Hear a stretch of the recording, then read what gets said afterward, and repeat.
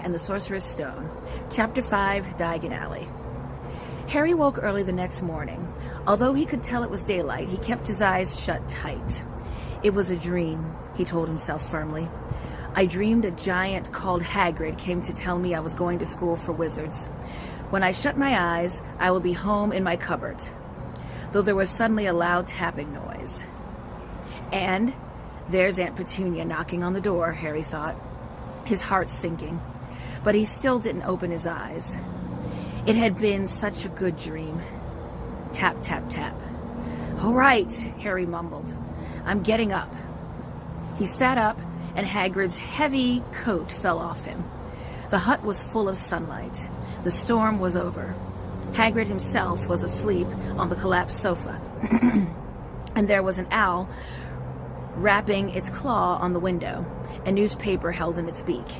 Harry scrambled to his feet, so happy he felt as though a large balloon was swelling inside him. He went straight to the window and jerked it open. The owl swooped in and dropped the newspaper on top of Hagrid, who didn't wake up. The owl then fluttered onto the floor and began to attack Hagrid's coat. Don't do that. Harry tried to wave the owl out of the way, but it snapped its beak fiercely at him and carried on, savaging the coat. Hagrid, said Harry loudly, there's an owl. Pay him, Hagrid grunted into the sofa. What? He wants paying for delivering the paper. Look in the pockets. Hagrid's coat seemed to be made of nothing but pockets, bunches of keys, slug pellets, balls of string, peppermint humbugs, tea bags. Finally, Harry pulled out a handful of strange-looking coins. Give him 5 knuts, said Hagrid sleepily. Knuts? The little bronze ones. Harry counted out 5 little bronze coins, and the owl held out his leg so Harry could put the money into a small leather pouch tied to it. Then he flew off through the window. Hagrid yawned loudly, sat up and stretched. Best be off, Harry. Lots to do today. Gotta be up to London and buy all your stuff for your school. Harry was turning around the wizard coins and looking at them. He had just thought of something that made him feel as though the happy balloon inside him had got a puncture. Hagrid? Said Hagrid, who was pulling on his huge boots. I haven't got any money. And you heard Uncle Vernon last night. He won't pay for me to go and learn magic. Don't worry about that, said Hagrid, standing up and scratching his head. Do you think your parents didn't leave you anything? But if their house was destroyed, they didn't keep their gold in the house, boy. Nah, first stop for us is Gringotts, Wizard's Bank. Have a sausage, they're not bad cold. And I wouldn't say no to a bit of your birthday cake, neither. Wizards have banks?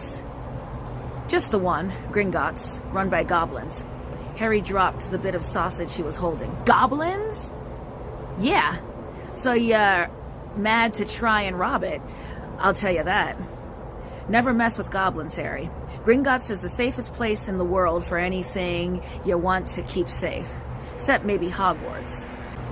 As a matter of fact, I gotta visit Gringotts anyway, for Dumbledore. Hogwarts business. Hagrid drew himself up proudly. He usually gets me to do important stuff for him. Fetching you, getting things from Gringotts. Knows he can trust me, see? Got everything? Come on then. Harry followed Hagrid out onto the rock. The sky was quite clear now, and the sea gleamed in the sunlight. The boat Uncle Vernon had hired was still there, with a lot of water in the bottom after the storm. How did you get here? Harry asked, looking around for another boat. Flew, said Hagrid. Flew? Yeah, but we'll go back in this. Not supposed to use magic, now I've got you. They settled down in the boat. Harry still stared at Hagrid, trying to imagine him flying. Seems a shame to row, though, said Hagrid, giving Harry another of his sideways looks. If I was to, speed things up a bit, would you mind not mentioning it at Hogwarts? Of course not, said Harry, eager to see more magic. Hagrid pulled out the pink umbrella again, tapped it twice on the side of the boat, and then they sped off towards land. Why would you be mad to try and rob Gringotts? Harry asked. Spells, enchantments, said Hagrid, unfolding his newspaper as he spoke. They say there's dragons guarding the high security vaults. And then you gotta find your way. Gringotts is hundreds of miles under London, see? Deep under the underground. You die of hunger trying to get out, even if you did manage to get your hands on something. Harry sat and thought about this while Hagrid read his newspaper, the Daily Prophet. Harry had learned from Uncle Vernon that people liked to be left alone when they did this. But it was very difficult. He'd never had so many questions in his life. Ministry of Magic messing things up as usual, Hagrid muttered, turning the page. There's a Ministry of Magic? Harry asked before he could stop himself. Of course, said Hagrid. They wanted Dumbledore for minister, of course, but he'd never leave Hogwarts, so old Cornelius Fudge got the job. Bungler, if ever there was one. So he pelts Dumbledore with owls every morning asking for advice. But what does a Minister of Magic do? Well, their main job is to keep it from the Muggles, that there's still witches and wizards up and down the country. Why? Why? Blimey, Harry. Everyone be wanting magic solutions to their problems. Nah, we're best left alone. At this point, the boat bumped gently into the harbor wall. Hagrid folded up his newspaper, and they clambered up the stone steps onto the street. Passers-by stared a lot at Hagrid as they walked through the little town to the station. Harry couldn't blame them. Not only was Hagrid twice as tall as anyone else, he kept pointing at perfectly ordinary things like parking meters and saying loudly, "See that, Harry? Things these Muggles dream up, eh?" Hagrid, said Harry, panting a bit as he ran to keep up. Did you say there are dragons at Gringotts? Well, they say so, said Hagrid. Crikey, I'd like a dragon. You like one? Wanted one ever since I was a kid. Here we go. They had reached the station. There was a train to London in 5 minutes' time. Hagrid, who didn't understand Muggle money, as he called it, gave the bills to Harry so he could buy their tickets. People stared more than ever on the train.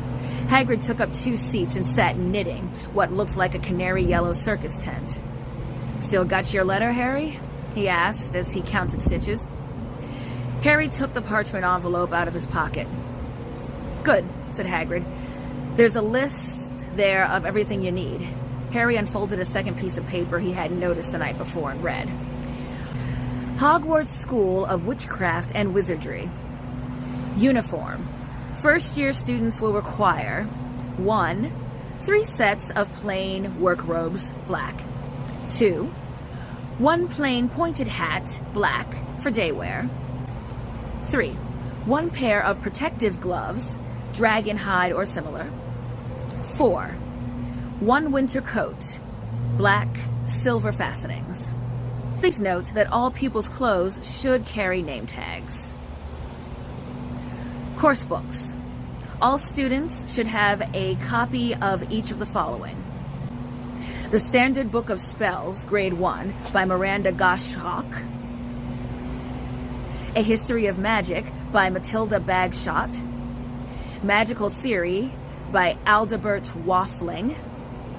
A Beginner's Guide to Transfiguration by Emmerich Switch. 1,000 Magical Herbs and Fungi by Phillida Spore. Magical Droughts and Potions by Arsenius Jigger. Fantastic Beasts and Where to Find Them by Newt Scamander. The Dark Forces, A Guide to Self-Protection by Quentin Trimble. Other equipment, 1 wand, 1 cauldron, pewter or standard size 2. 1 set glass or crystal vials. 1 telescope. 1 set brass scales. Students may also bring an owl or a cat or a toad. Parents are reminded that first years are not allowed their own broomsticks. Can we buy all this in London? Harry wondered aloud. If you know where to go, said Hagrid. Harry had never been to London before. Although Hagrid seemed to know where he was going, he was obviously not used to getting there an ordinary way. He got stuck in the ticket barrier on the Underground and complained loudly that the seats were too small and the trains too slow. I don't know how Muggles manage without magic, he said as they climbed the broken-down escalator that led up to the bustling road lined with shops. Hagrid was so huge that he parted the crowd easily. All Harry had to do was keep close behind him. They passed the bookshops and music stores, hamburger restaurants, and cinemas, but nowhere that looked as if it could sell you a magic wand. This was just an ordinary street full of ordinary people. Could there be piles of wizard gold buried miles beneath them? Were there really shops that sold spell books and broomsticks? Might this not be some huge joke that the Dursleys had cooked up? If Harry had known that the Dursleys had no sense of humor, he might have thought so. Yet somehow, even though everything Hagrid had told him so far was unbelievable, Harry couldn't help trusting him. "This is it," said Hagrid, coming to a halt. "The Leaky Cauldron. It's a famous place." It was tiny, grubby-looking pub. It was a tiny, grubby-looking pub.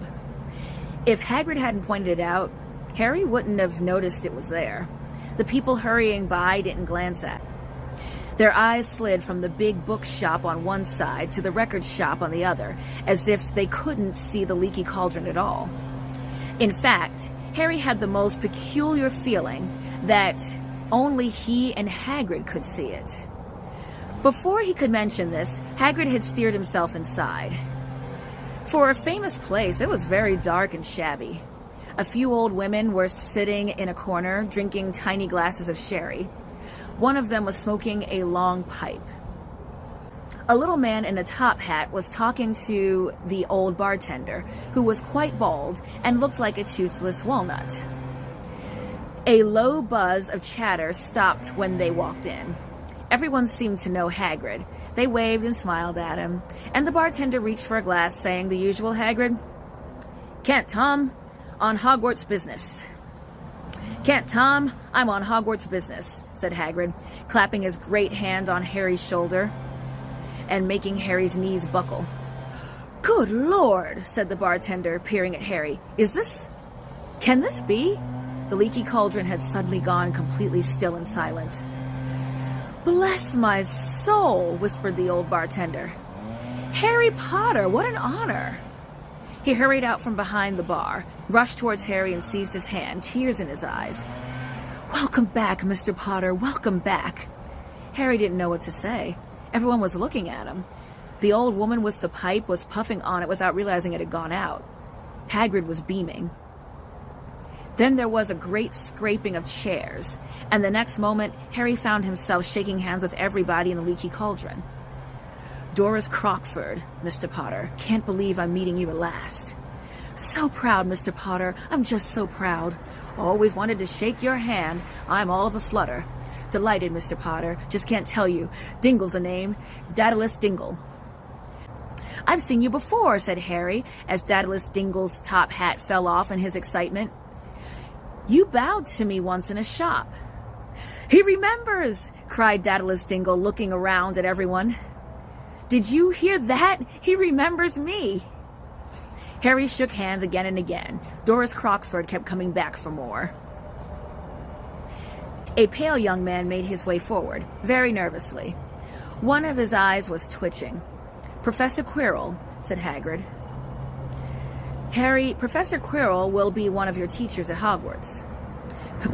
"Potter," stammered Professor Quirrell, grasping Harry's hand. "Can't tell you how pleased I am to meet you." "What sort of magic do you teach, Professor Quirrell?" "Defense against the dark arts," muttered Professor Quirrell, as though he'd rather not think about it. "Not that you'd need it, eh, Potter?" He laughed nervously. "You'll be getting all your equipment, I suppose. I got to pick up a new book on vampires myself." He looked terrified at the thought. But the others wouldn't let Professor Quirrell keep Harry to himself. It took almost 10 minutes to get away from them all. At last, Hagrid managed to make himself heard over the babble. "Must get on. Lots to buy. Come on, Harry." Doris Crockford shook Harry's hand one last time, and Hagrid led them through the bar and out into a small wild courtyard.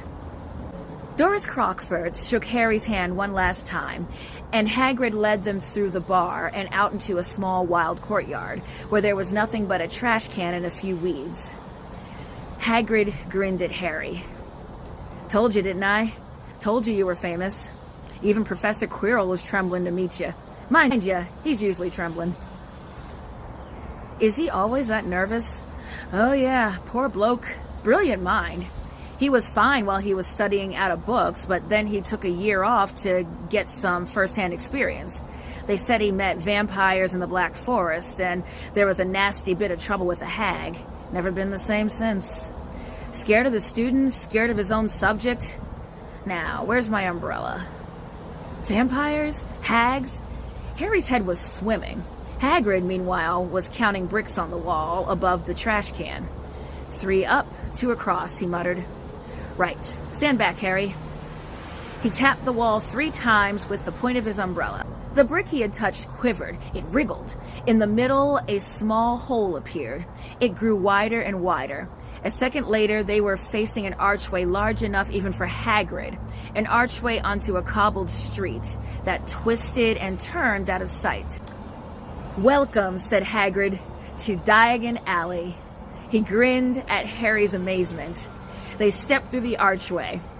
Harry looked quickly over his shoulder and saw the archway shrink instantly back into solid wall.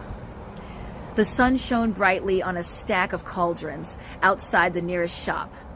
Cauldrons all sizes. Copper, brass, pewter, silver, self-stringing. "Collapsible," said a sign hanging over them. "Yeah, you'll be needing one," said Hagrid, "but we gotta get your money first."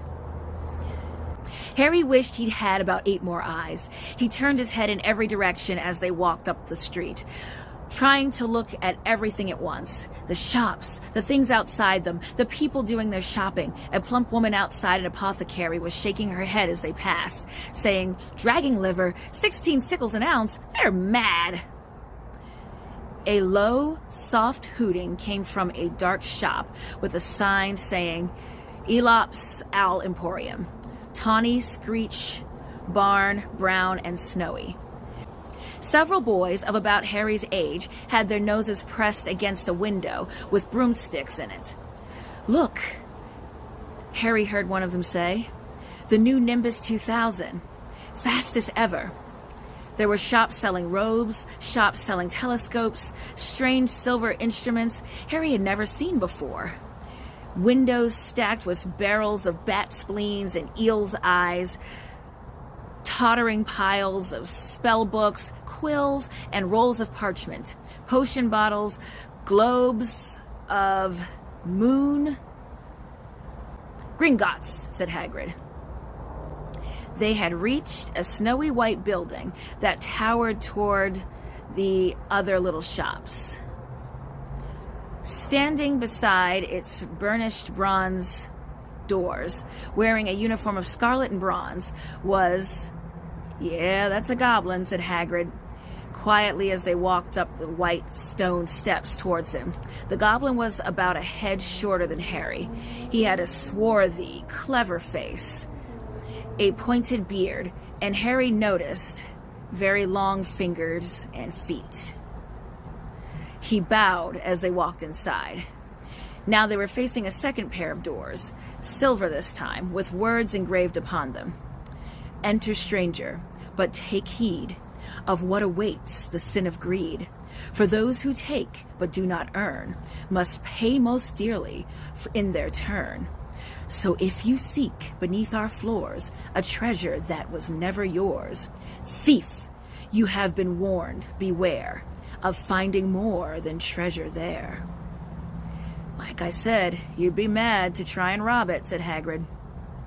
A pair of goblins bowed them through the silver doors, and they were in a vast marble hall.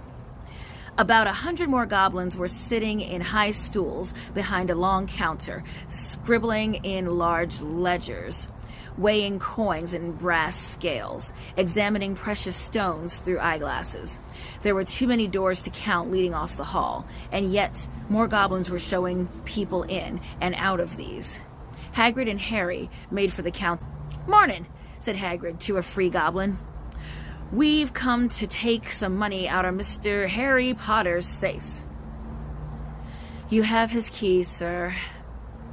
"Got it here somewhere," said Hagrid, and he started emptying his pockets onto the counter, scattering a handful of moldy dog biscuits over the goblin's book of numbers. The goblin wrinkled his nose. Harry watched the goblin on their right weighing a pile of rubies as big as glowing coals. "Got it," said Hagrid at last, holding up a tiny golden key. The goblin looked at it closely. "That seems to be in order. And I've also got a letter here from Professor Dumbledore," said Hagrid importantly, throwing out his chest. "It's about the you-know-what in Vault 713. The goblin read the letter carefully. "Very well," he said, handing it back to Hagrid. "I will have someone take you down to both vaults. Griphook." Griphook was yet another goblin. Once Hagrid had crammed all the dog biscuits back into his pockets, he and Harry followed Griphook toward one of the doors leading off the hall. "What's the you-know-what in Vault 713? Harry asked. "Can't tell you that," said Hagrid mysteriously. "Very secret. Hogwarts business. Dumbledore's trusted me. More than my job's worth to tell you that." Griphook held the door open for them. Harry, who had expected more marble, was surprised. They were in a narrow stone passageway lit with flaming torches. It sloped steeply downward, and there were little railway tracks on the floor. Griphook whistled, and a small cart came hurtling up the tracks toward them. They climbed in, Hagrid with some difficulty, and were off. At first, they just hurtled through a maze of twisting passages. Harry tried to remember left, right, right, left, middle fork, right, left, but it was impossible. The rattling cart seemed to know its own way because Griphook wasn't steering.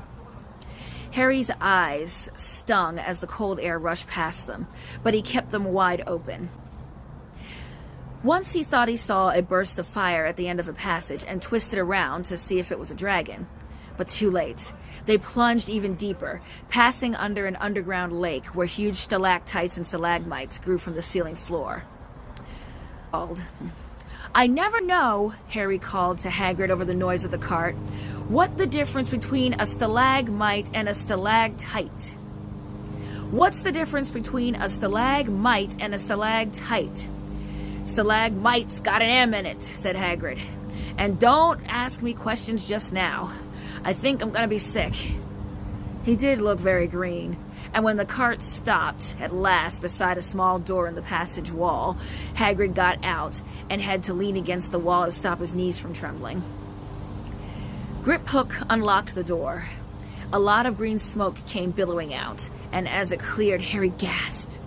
Inside were mounds of gold coins, columns of silver, heaps of little bronze knuts. "All yours," smiled Hagrid. All Harry's. It was incredible. The Dursleys couldn't have known about this, or they'd have had it from him faster than blinking. How often had they complained how much Harry cost them to keep? And all the time there had been a small fortune belonging to him, buried under London. Hagrid helped Harry pile some of it into a bag. "The gold ones are galleons," he explained. 17 silver sickles to a galleon, and 29 knuts to a sickle. It's easy enough. "Right, that should be enough for a couple of terms. We'll keep the rest safe for you." He turned to Griphook. "Vault 713 now, please. And can we go more slowly?" "One speed only," said Griphook. They were going even deeper now, and gathering speed. The air became colder and colder as they hurtled round tight corners. They went rattling through an underground ravine, and Harry leaned over the side to try and see what was down at the dark bottom. But Hagrid groaned and pulled him back by the scruff of his neck. Vault 713 had no keyhole. "Stand back," said Griphook importantly. He stroked the door gently with one of his long fingernails, and it simply melted away. "If anyone but a Gringotts goblin tried that, they'd be sucked through the door and trapped in there," said Griphook. "How often do you check to see if anyone's inside?" "About once every 10 years, said Griphook with a rather nasty grin. Something really extraordinary had to be inside this top security vault. Harry was sure, and he leaned forward eagerly anticipating to see some fabulous jewels at the very end. But at first he thought it was empty. Then he noticed a grubby little package, wrapped up in brown paper, lying on the floor. Hagrid picked it up and tucked it down inside his coat. Harry longed to know what it was, but he knew better than to ask. "Come on, back to this infernal cart, and don't talk to me on the way back. It's best if I keep my mouth shut," said Hagrid. One wild cart ride later, they stood blinking in the sunlight outside Gringotts. Harry didn't know where to run first, now that he had a bag full of money. He didn't have to know how many galleons there were to a pound to know that he was holding more money than he'd ever had in his whole life. More money than even Dudley ever had. "Might as well get you a uniform." "Might as well get you a uniform," said Hagrid, nodding towards Madame Malkin's robes for all occasions. "Listen, Harry, would you mind if I slipped off for a pick-me-up at the Leaky Cauldron? I hate them Gringotts carts." He did still look a bit sick, so Harry entered Madame Malkin's shop alone, feeling nervous. Madame Malkin was a squat, smiling witch, dressed all in mauve. "Hogwarts, dear?" she said when Harry started to speak. "Got the lot here. Another young man being fitted up just now, in fact." In the back of the shop, a boy with a pale, pointed face was standing on a footstool, while a second witch pinned up his long black robes. Madame Malkin stood Harry on a stool next to him, slipped a long robe over his head, and began to pin it to the right length. "Hello," said the boy. "Hogwarts too?" "Yes," said Harry. "My father's next door buying my books, and my mother's up the street looking at wands," said the boy. He had a bored, drawling voice. "Hello," said the boy. "Hogwarts too?" "Yes," said Harry. "My father's next door buying my books, and mother's up the street looking at wands," said the boy. He had a bored, drawling voice. Then I'm going to drag them off to look at racing brooms. I don't know why first years can't have their own. I think I'll bully Father into getting me one, and I'll smuggle it in somehow." Harry was strongly reminded of Dudley. "Have you got your own broom?" the boy went on. "No," said Harry. "Play Quidditch at all?" "No," Harry said again, wondering what on earth Quidditch could be. "I do. Father said it's a crime if I'm not picked to play for my house, and I must say I agree." "Know what house you'll be in yet?" "No," said Harry, feeling more stupid by the minute. "Well, no one really knows until they get there, do they? But I know I'll be in Slytherin. All our family have been. Imagine being in Hufflepuff. I think I'd leave, wouldn't you?" "Mm-hmm," said Harry, wishing he could say something a bit more interesting. "I say, look at that man," said the boy suddenly, nodding towards the front window. Hagrid was standing there grinning at Harry and pointing at 2 large ice cream cones to show he couldn't come in. "That's Hagrid," said Harry, pleased to know something the boy didn't. "He works at Hogwarts." "Oh," said the boy. "I've heard of him. He's a sort of servant, isn't he?" He's the gamekeeper, said Harry, who was liking the boy less and less every second. Yes, exactly.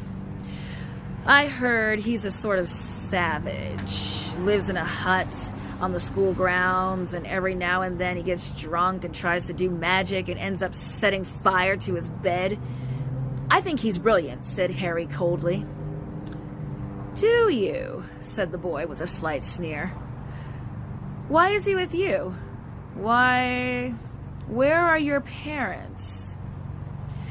They're dead, said Harry shortly. He didn't feel much like going into the matter with the boy. Well, sorry, said the other, not sounding sorry at all. But they were our kind, weren't they? They were a witch and wizard, if that's what you mean. I really don't think they should let the other sort in, do you? They're just not the same. They've never been brought up to know our ways. Some of them have never even heard of Hogwarts until they got the letter. Imagine. I think they should keep it in the old wizarding families. What's your surname, anyway? But before Harry could answer, Madame Malkin said, That's you done, my dear. And Harry, not sorry for an excuse to stop talking to the boy, hopped down from the footstool. Well, I'll see you at Hogwarts, I suppose, said the drawling boy.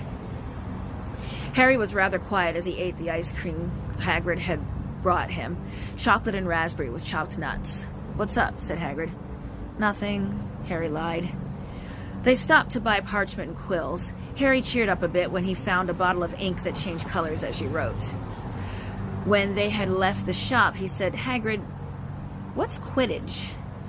Blimey, Harry, I keep forgetting how little you know. Not knowing about Quidditch? Now, don't make me feel worse, said Harry. He told Hagrid about the pale boy and Madame Malkin's. And he said people from Muggle families shouldn't even be allowed in. Yeah, you're not from a Muggle family, Harry. If he'd known who you were.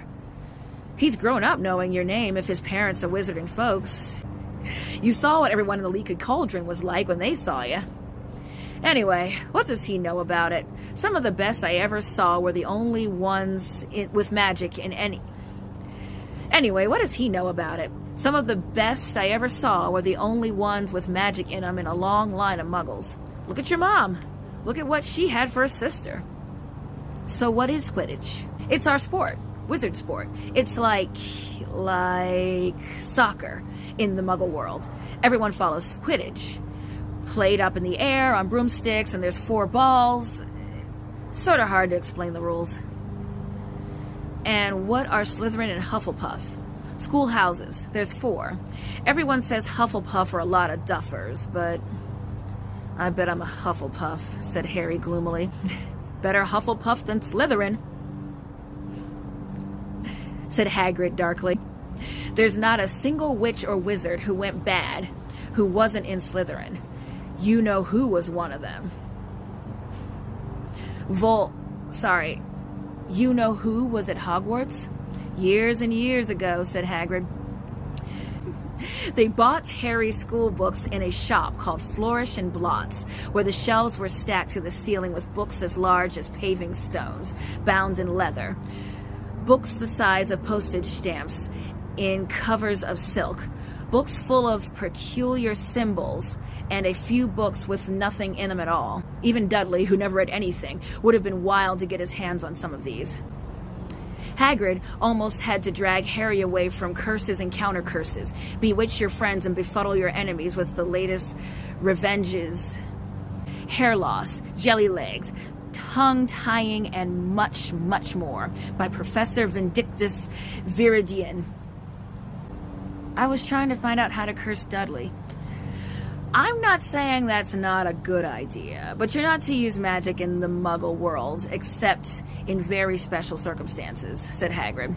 And anyway, you couldn't work any of them curses yet. You need a lot more studying before you get to that level. Hagrid wouldn't let Harry buy a solid gold cauldron either. It says pewter on your list.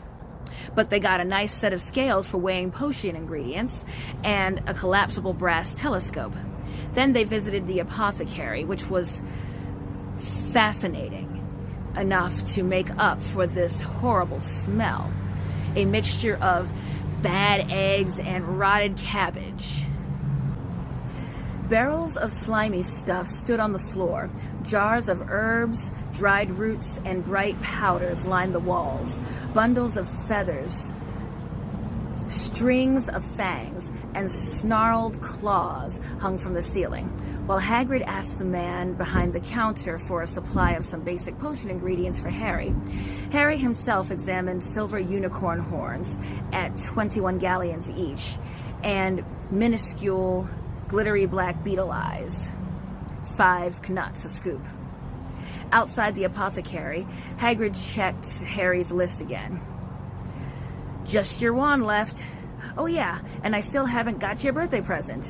Harry felt himself go red. You don't have to. I know I don't have to. And tell you what, I'll get your animal. Not a toad. Toads went out of fashion years ago. You'd be laughed at. And I don't like cats. They make me sneeze. I'll get you an owl. All the kids want owls. They're dead useful, carrying your mail and everything. 20 minutes later, they left Elip's Owl Emporium, which had been dark and full of rustling and flickering, jewel-bright eyes. Harry now carried a large cage that held a beautiful snowy owl, fast asleep with her head under her wing. He couldn't stop stammering his thanks, sounding just like Professor Quirrell. Don't mention it, said Hagrid, gruffly. Don't expect you've had a lot of presents from them Dursleys. Just Ollivanders left now. Only place for wands, Ollivanders, and you gotta have the best wand. A magic wand. This was what Harry had been really looking forward to. The last shop was narrow and shabby. Peeling gold letters over the door read Ollivanders, maker of fine wands since 382 BC. A single wand lay on a faded purple cushion in the dusty window. A tinkling bell rang somewhere in the depths of the shop as they stepped inside. It was a tiny place, empty except for a single spindly chair that Hagrid sat on to wait. Harry felt strangely, as though he had entered a very strict library. He swallowed a lot of new questions that had just occurred to him and looked instead at the thousands of narrow boxes piled neatly right up to the ceiling. For some reason, the back of his neck pringled. The very dust and silence in there seemed to tingle with some great secret. The very dust and silence in there seemed to tingle with some secret magic. Good afternoon, said a soft voice. Harry jumped. Hagrid must have jumped too, because there was a loud crunching noise, and he got quickly off the spindly chair. An old man was standing before them, his wide, pale eyes shining like moons through the gloom of the shop. Hello, said Harry awkwardly. Ah, yes, said the man. Yes. I thought I'd be seeing you soon. Harry Potter. It wasn't a question. You have your mother's eyes.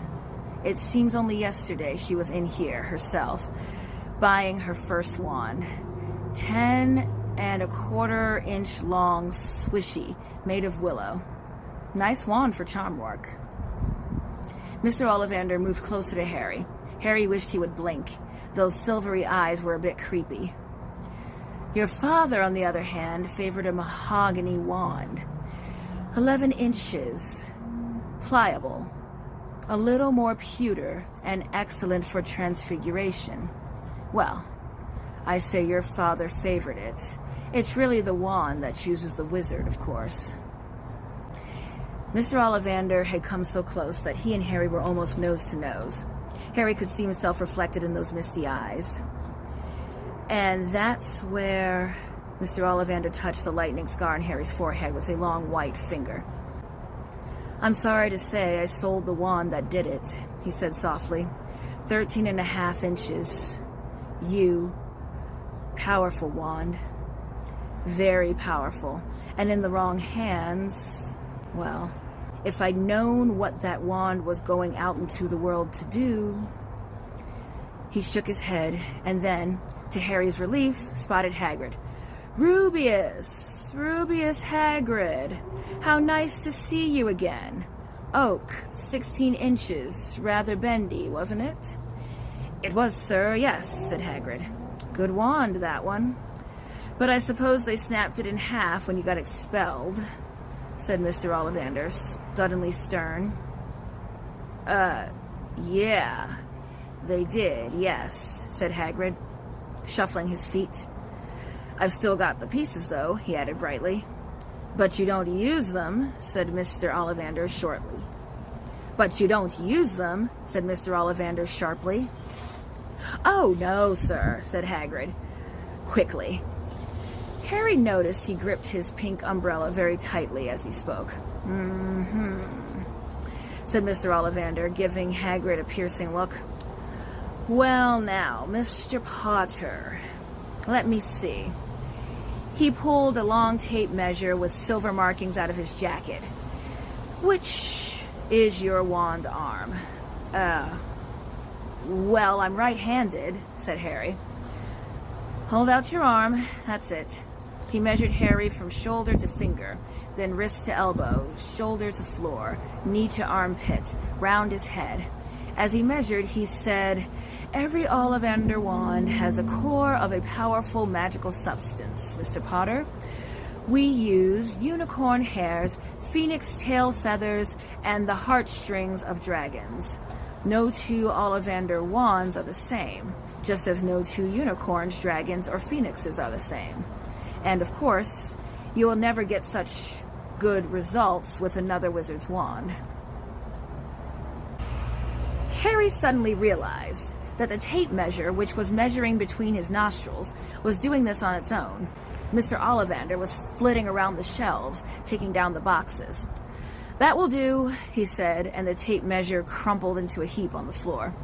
Right then, Mr. Potter, try this one. Beechwood and dragon heartstring, 9 inches.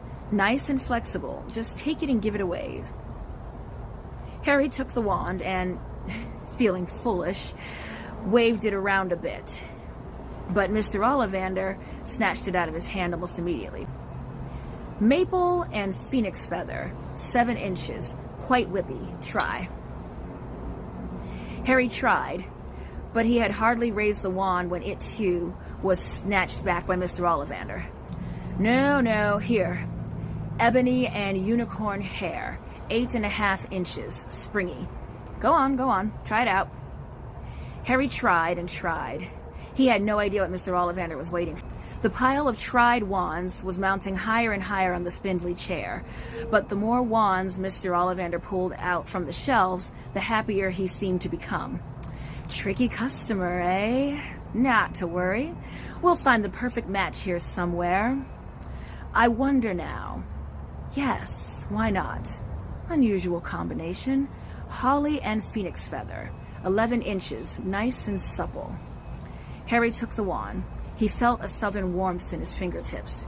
He raised the wand above his hand, brought it swishing down through the dusty air, and a stream of red and gold sparks shot from the end like a firework, throwing dancing spots of light onto the walls. Hagrid whooped and clapped, and Mr. Ollivander cried, "Oh, bravo! Yes, indeed. Oh, very good. Well. How curious. Very curious." He put Harry's wand back into its box and wrapped it in brown paper, still muttering, Curious. Sorry, said Harry, but what's curious? Mr. Ollivander fixed Harry with his pale stare. I remember every wand I've ever sold, Mr. Potter. Every single wand. It so happens that the phoenix, whose tail feather is in your wand, gave another feather. Just one other. It is very curious indeed that you should be destined for the wand when its brother, why, its brother gave you that scar. Harry swallowed. Yes, 13.5 inches. You, curious indeed how these things happen.